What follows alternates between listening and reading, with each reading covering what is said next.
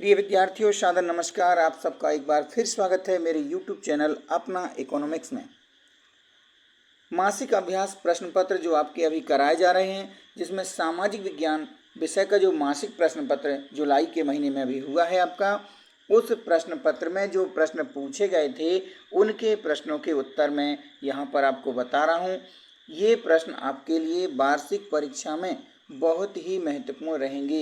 यानी चाहे वार्षिक परीक्षा हो, त्रैमासिक परीक्षा हो या अर्धवार्षिक परीक्षा, किसी भी परीक्षा में ये प्रश्न आ सकते हैं। बहुत ही अच्छे प्रश्न हैं, आप इन प्रश्नों के उत्तर अच्छे से समझें। आइए शुरुआत करते हैं। पहला प्रश्न इसमें पूछा गया जो सही विकल्प वाला था कि सही विकल्प चयन कीजिए, निम्नलिखित में से श्रीलंका का एक प्रमुख जातीय समूह है। तो श्रीलंका का जो जातीय समूह इनमें से कौन सा है? आपने पाठ को पढ़ा होगा। श्रीलंका में सिंगली और तमिल भाषा बोलने वाले निवासी रहते हैं। वहाँ पर 74% आबादी सिंगली भाषा बोलती है और 18% लोग तमिल भाषा को बोलते हैं। इसलिए यहाँ पर आपका जो विकल्प में उत्तर दिया है, विकल्प सा सही हो जाएगा। अगला प्रश्न है, प्राकृतिक संसाधनों का उचित प्रबंधन क्यों महत्वपूर्ण है? दिए गए विकल्पों में से आपको देखना है कि प्राकृतिक संसाधनों का उचित प्रबंधन क्यों महत्वपूर्ण है। तो इसका जो सही उत्तर हो जाएगा विकल्प ब, संतुलित पर्यावरण बनाए रखने के लिए। प्राकृतिक संसाधनों का उचित प्रबंधन इसलिए जरूरी है क्योंकि संतुलित पर्यावरण बनाए रखने के लिए जरूरी है। अगला प्रश्न है, भारत में 1973-74 की तुलना में वर्ष 2013-14 में अर्थव्यवस्था के किस क्षेत्र में सबसे अधिक वृद्धि हुई है? तो आपने पुस्तक पढ़ी होगी आर्थिक विकास की समझ। इस पुस्तक में आपने देखा होगा कि ये 1973-74 से लेकर के 2013-14 यानी कि लगभग जो 40 साल का जो समय था, इस समय में किस क्षेत्र में सबसे ज़्यादा वृद्धि हुई है? तो वह वृद्धि हुई है तृतीयक क्षेत्र में, जिसे हम सेवा क्षेत्र भी कहते हैं। तृतीयक क्षेत्र में वृद्धि हुई है, तो इसका सही विकल्प है तृतीयक क्षेत्र। इसके बाद अगला प्रश्न है जिसमें एक वाक्य में उत्तर देना था। जैसे प्रश्न इसमें है कि बेल्जियम में सामुदायिक सरकार का चुनाव किस आधार पर किया जाता है? आपको एक वाक्य में उत्तर देना था, तो इसका उत्तर हो जाएगा बेल्जियम में सामुदायिक सरकार का चुनाव भाषा के आधार पर किया जाता है। कैसे किया जाता है? भाषा के आधार पर किया जाता है। तो आपको यहाँ पर भाषा लिख देना है और आपका उत्तर सही हो जाएगा। अगला प्रश्न है, प्रथम अंतर्राष्ट्रीय पृथ्वी सम्मेलन किस शहर में हुआ? तो पहला अंतर्राष्ट्रीय पृथ्वी सम्मेलन कहाँ हुआ था? ब्राजील के शहर रियो डी जेनेरो में हुआ था। आपको याद अच्छे से रख लेना है, ब्राजील के शहर रियो डी जेनेरो में हुआ था। कब हुआ था? 1992 में हुआ था। इसके बाद अगला प्रश्न है, कार्यपालिका और विधायिका द्वारा बनाए गए कानून पर अंकुश कौन रखता है? तो कार्यपालिका और विधायिका द्वारा बनाए गए कानून पर अंकुश कौन रखता है? न्यायपालिका। भारत में न्यायपालिका के द्वारा कार्यपालिका और व्यवस्थापिका यानी कि विधायिका के बनाए गए कानून पर अंकुश रखने का कार्य किया जाता है। आपको उत्तर लिख देना है न्यायपालिका। अगला प्रश्न है, मानव विकास सूचकांक क्या है? ये प्रश्न पूछा गया कि मानव विकास सूचकांक क्या है? तो मानव विकास सूचकांक विभिन्न देशों के विकास के स्तर का मूल्यांकन करने का मापदंड है, एक तरीका है, एक मापदंड बनाया है जिसे यूएनडीपी के द्वारा बनाया गया है। मानव विकास सूचकांक विभिन्न देशों के विकास के स्तर का मूल्यांकन करने का मापदंड है। इसमें देशों की तुलना लोगों के शैक्षिक स्तर, स्वास्थ्य स्थिति और प्रति व्यक्ति आय के आधार पर की जाती है। ये 3 स्तर से देखा जाता है, जिसमें लोगों की शिक्षा को देखा जाता है, स्वास्थ्य को और आय को देखा जाता है, प्रति व्यक्ति आय को देखा जाता है। इस प्रकार से हम यहाँ बता सकते हैं कि यह विकास के स्तर के मूल्यांकन करने का एक मापदंड है। तीसरे प्रश्न में जो अथवा का प्रश्न था कि धारणीय विकास से क्या आशय है? इसका उत्तर है, धारणीय विकास या सतत पोषणीय विकास से आशय ऐसे विकास से है जिसमें वर्तमान पीढ़ी की आवश्यकताओं को पूरा करते हुए भावी पीढ़ी की यानी भविष्य की पीढ़ियों की आवश्यकताओं एवं हितों पर समुचित ध्यान दिया जाता है। तो धारणीय विकास क्या है? आज जो हम विकास कर रहे हैं, उस विकास में वर्तमान की जो पीढ़ी है उसको आवश्यकता पूरी हो जाए और साथ ही साथ आने वाली पीढ़ी जो भावी पीढ़ी हैं उनके हितों का भी ध्यान रखा जाए। तो यह विकास कहलाता है धारणीय विकास। अगला प्रश्न इसमें है, चौथा प्रश्न पूछा गया कि पहाड़ी क्षेत्रों में मिट्टी के कटाव को नियंत्रित करने के कोई 2 उपाय बताइए। तो पहाड़ी क्षेत्रों में मिट्टी के कटाव को नियंत्रित करने के उपाय क्या कर सकते हैं, आइए देखिए। पहला उपाय समोच्च जुताई करना। समोच्च जुताई करके हम मृदा अपरदन को या मिट्टी कटाव को रोक सकते हैं। सीढ़ीदार खेती करके और पट्टीदार खेती करना, इन तरीकों को हम अपनाएंगे और जो ताकि पहाड़ी क्षेत्रों में मिट्टी कटाव को रोका जा सके। चौथे प्रश्न में जो अथवा का प्रश्न था कि संसाधनों के अति दोहन से उत्पन्न होने वाली कोई 2 समस्याएं लिखिए। तो संसाधनों के अति दोहन से कुछ समस्याएं पैदा हो गई हैं, आइए हम इन पर चर्चा करते हैं। पहली समस्या, कुछ व्यक्तियों के लालचवश संसाधनों का ह्रास होने लगा है। यानी संसाधनों का जो अति दोहन हो रहा है, इससे क्या है, संसाधन कुछ लोगों के पास ही पहुंच रहे हैं और कुछ लोग इसके अछूते हैं, उनके पास ये साधन नहीं पहुंच रहे हैं, संसाधन नहीं पहुंच रहे हैं। तो क्या हो रहा है, कुछ व्यक्तियों के लालचवश संसाधनों का ह्रास होने लगा है, ये हो जाएगा। इसके बाद में अगला जो हमारा अगली समस्या है, संसाधन समाज के कुछ ही लोगों के हाथ में आ गए हैं, जिससे समाज 2 हिस्सों में बट गया है। एक तरफ साधन संपन्न अमीर वर्ग है और दूसरी तरफ साधनहीन गरीब वर्ग। तो इस प्रकार से हम यहाँ बता सकते हैं कि कोई 2 समस्या देना है। हालांकि मैंने आपको ये तीसरी समस्या और बताई, आप इसको भी समझ सकते हैं कि संसाधनों के अंधाधुंध शोषण से वैश्विक पारिस्थितिकी संकट पैदा हो गया है। जैसे भूमंडलीय तापन हो रहा है, ओजोन परत का क्षय हो रहा है, पर्यावरण प्रदूषण और भूमि का निम्नीकरण। ये सभी समस्याएं क्यों हो रही हैं, क्योंकि यहाँ पर संसाधनों का अतिदोहन किया जा रहा है, तो इससे ये समस्याएं पैदा हो रही हैं। 5वां प्रश्न में पूछा गया कि जालवेराइन नामक शुल्क संघ क्या था और इसकी स्थापना क्यों की गई। तो आपने पढ़ा हुआ इतिहास की पुस्तक में कि जालवेराइन एक शुल्क संघ था। इसे 1834 में प्रसा की पहल पर स्थापित किया गया था। कब स्थापित किया, 1834 में, जिसमें अधिकांश जर्मन राज्य शामिल थे। इस संघ ने क्या है, इस संघ ने शुल्क अवरोधों को समाप्त कर दिया और मुद्राओं की संख्या 2 कर दी। इसके पहले 30 से ऊपर जो मुद्राएं चलती थी वहाँ पर, तो ये मुद्रा की संख्या कम कर दी गई, 2 मुद्राएं कर दी। तो जालवेराइन एक शुल्क संघ था, तो आप इसको याद रख सकते हैं, जर्मनी के राज्य शामिल थे इसमें। तो आगे हम अगला प्रश्न देखते हैं। 5वें प्रश्न में अथवा का था कि इटली के एकीकरण के मुख्य कर्णधार कौन कौन थे। मतलब इटली का एकीकरण किन किन लोगों ने करवाया, यानी मुख्य भूमिका किन किन की रही, तो उनकी हम चर्चा करते हैं। तो इटली के एकीकरण के मुख्य कर्णधार कौन कौन थे, जोसेपी मैस्नी, विक्टर एमेनुएल द्वितीय, काबूर एवं ज्यूसेपी गैरीबाल्डी। तो आप इनके नाम आप लिख के आए होंगे, अच्छी बात है यदि आप लिख के आए हैं। यदि आप नहीं भी लिख के आए हैं तो आप इस प्रश्न पत्र को अच्छे से हल कर लीजिए, समझ लीजिए। मैं आपको पूरे प्रश्न के हल यहाँ पर बता रहा हूँ, आप इन प्रश्नों को उत्तर अच्छे समझ लीजिए, क्योंकि यह प्रश्न बहुत ही महत्वपूर्ण है। वार्षिक परीक्षा में भी ये प्रश्न आपको मिल सकते हैं।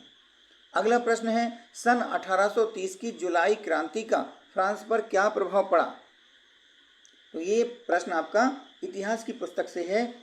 1830 की जुलाई क्रांति का फ्रांस पर क्या प्रभाव पड़ा। तो प्रथम विद्रोह फ्रांस में कब हुआ, जुलाई 1830 में हुआ, जहां बुर्बोर राजा, जिन्हें 1815 के बाद हुई रूढ़िवादी प्रतिक्रिया के दौरान सत्ता में बहाल किया गया था। यानी 1815 में बुर्बोर राजा को सत्तारूढ़ किया गया था। अब उन्हें उदारवादी क्रांतिकारियों ने उखाड़ फेंका। यानी जो जुलाई में 1830 में क्रांति हुई फ्रांस में, इसमें बुर्बोर राजा को हटा दिया गया। उनकी जगह एक संवैधानिक राजतंत्र स्थापित किया गया और जिसका अध्यक्ष किसे बनाया, लुई फिलिप को बनाया गया। तो आप इसको लिख सकते हैं कि जुलाई क्रांति 1830 में बुर्बोर राजा को सत्ता से हटा दिया और उनकी जगह संवैधानिक राजतंत्र स्थापित किया गया और जिसके अध्यक्ष बनाया गया लुई फिलिप को।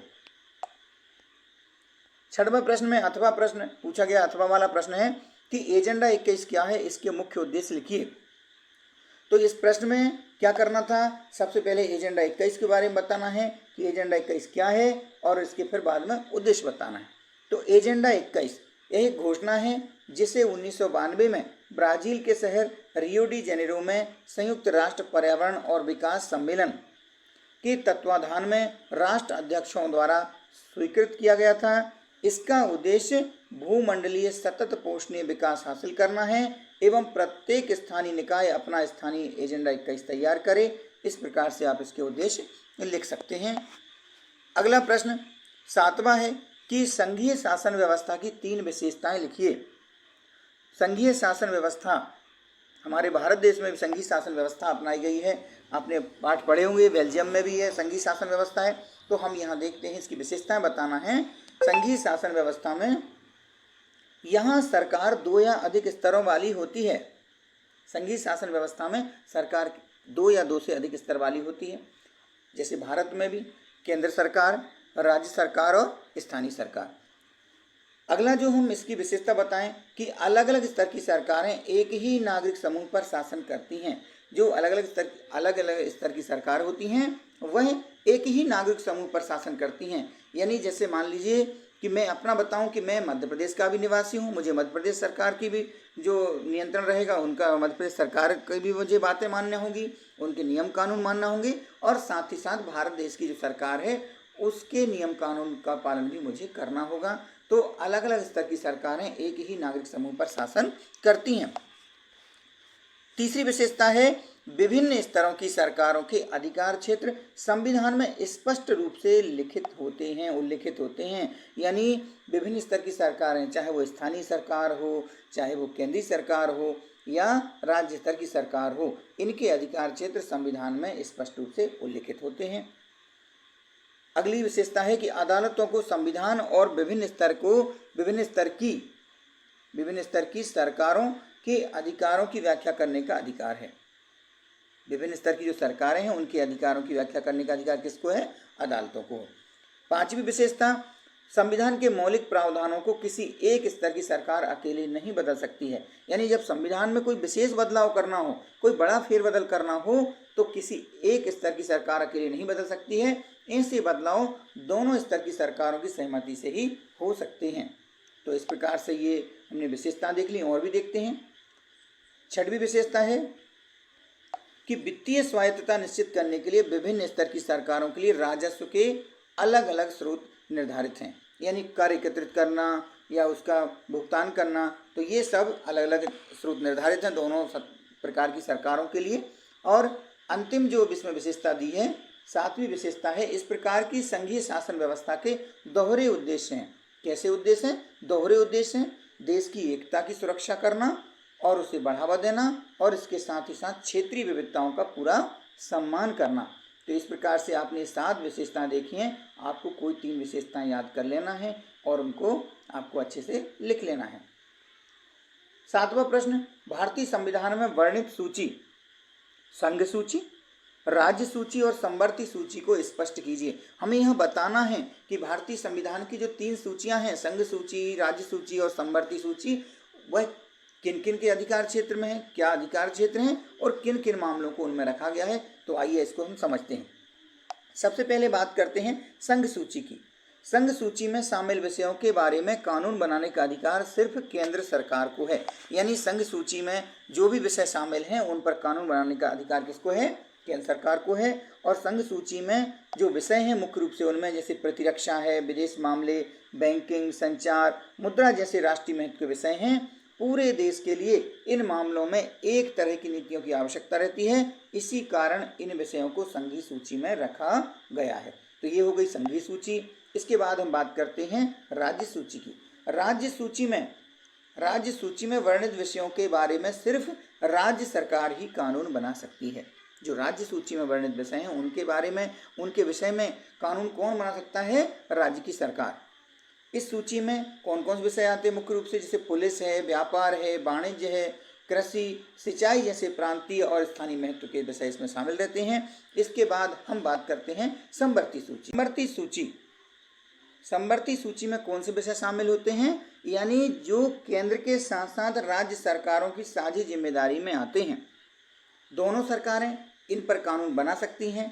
तो इसमें कौन कौन से विषय शामिल हैं? जैसे शिक्षा है, वन है, मजदूर संघ है, विवाह, गोद लेना, उत्तराधिकार जैसे विषय शामिल हैं। तो ये संघ सूची में है।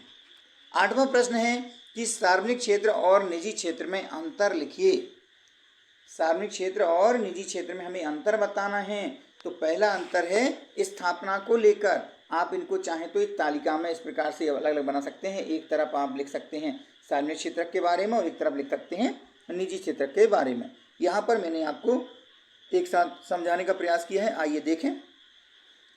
यहाँ पर सबसे पहले स्थापना को लेकर चर्चा करते हैं कि सार्वजनिक क्षेत्र की स्थापना केंद्र सरकार, राज्य सरकार, स्थानीय शासन या किसी लोक सत्ता के द्वारा की जाती है। मतलब किसी न किसी सरकार के द्वारा इसकी स्थापना की जाती है।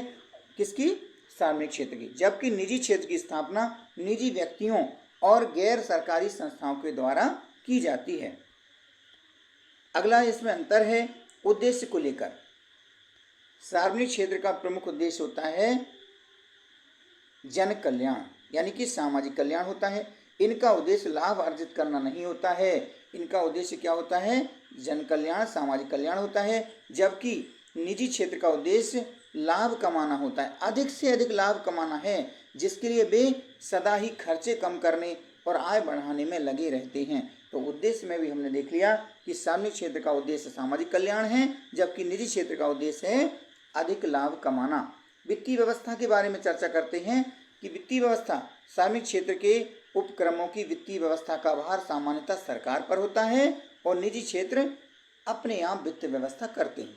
अब वो स्वयं की ओर से करते हैं, कोई प्राइवेट व्यक्ति होते हैं वो अपने स्तर से इनकी व्यवस्था करते हैं। आगे प्रबंधन और स्वामित्व की बात करें, अंतर कर रहे हैं हम इनमें। तो इस क्षेत्र में स्वामित्व एवं प्रबंधन का उत्तरदायित्व सरकार पर होता है।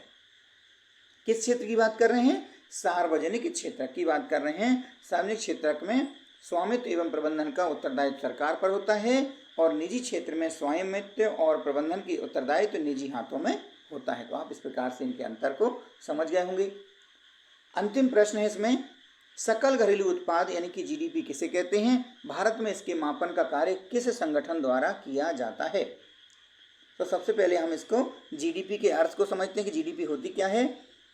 किसी राष्ट्र में एक निश्चित समय अवधि, जिसे हम सामान्यतः एक वर्ष माना जाता है, कि किसी राष्ट्र में एक निश्चित समय अवधि एक वर्ष में जिन अंतिम वस्तुओं और सेवाओं का उत्पादन किया जाता है उनके मौद्रिक मूल्य को सकल घरेलू उत्पाद या जीडीपी कहते हैं। एक बार और समझ लीजिए कि किसी राष्ट्र में एक निश्चित समय अवधि में जिन अंतिम वस्तुओं और सेवाओं का उत्पादन किया जाता है उनके मौद्रिक मूल्य को सकल घरेलू उत्पाद कहते हैं। भारत में सकल घरेलू उत्पाद के मापन का कार्य केंद्र सरकार के मंत्रालय द्वारा किया जाता है। ये आपका एनसीईआरटी की जो पुस्तक है उसमें ये उत्तर दिया है कि भारत में सकल घरेलू उत्पाद के मापन का कार्य केंद्र सरकार के मंत्रालय द्वारा किया जाता है। थोड़ा इसे हम स्पष्ट और समझना चाहेंगे। इसका बिल्कुल सटीक उत्तर जो बन जाएगा कि भारत में इसके मापन का कार्य केंद्रीय सांख्यिकी कार्यालय, जिसे हम सीएसओ कहते हैं, इसके द्वारा किया जाता है। तो इस प्रकार से आपने इस इकाई के कहें या इस जो आपका प्रश्न पत्र था इसके प्रश्नों को आपने समझा। मासिक अभ्यास प्रश्न पत्र बहुत ही अच्छा प्रश्न पत्र है, जिसके प्रश्न वार्षिक परीक्षा में आने की पूरी संभावना है। कुछ प्रश्न इसके वार्षिक परीक्षा में आपको देखने जरूर मिलेंगे। तो मेरा आपको सुझाव है कि इन प्रश्नों को आप अच्छे से समझ लीजिए, अच्छे से कर लीजिए, ताकि आपको परीक्षा में यदि ऐसे प्रश्न पूछे जाते हैं, इस प्रकार से प्रश्न आते हैं, तो आप उनको अच्छे से हल कर पाएंगे। आप सबने इस वीडियो को देखा, आप सभी को बहुत बहुत धन्यवाद।